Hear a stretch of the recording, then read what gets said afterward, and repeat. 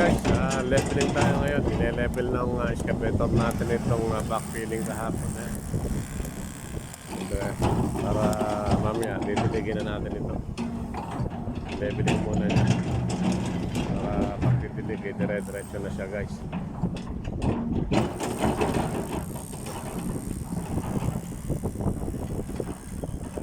Natambakan na yung naalod nung baha. Bumaha na isang araw isang gabi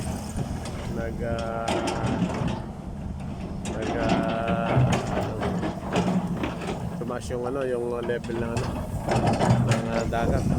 Pero ngayon guys, naharangan na gumana ng digi doon sa dulo. Kasi binaklas namin yung edge pinutol namin. May pinagpag-semento na nakaharang yung hard cement. So ngayon, pumasok ng gabi, unexpected na magkakaroon ng high tide na gano'ng kataas. Kaya yan. So ngayon, naanuhan na natin siya. Nalagyan natin siya ng DK protection. Kahit na mag-high tide siya, hindi na siya papasok yung tubig dito kahit mag-high tide pa guys. Yan guys, so dire-diretso lang ang leveling natin. Nile-level na natin ang ating excavator. Yan.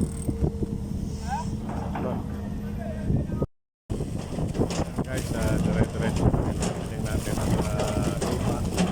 Yan, sabi. Tinitina ng hammer. Tinitina ng bucket para medyo pakta konti tayo.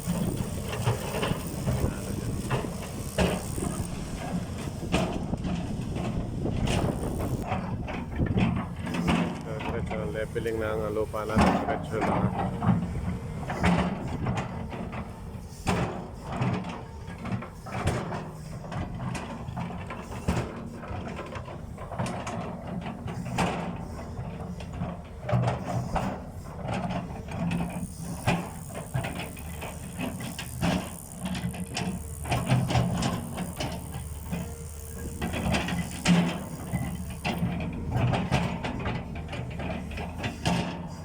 Guys, nile-level na ako.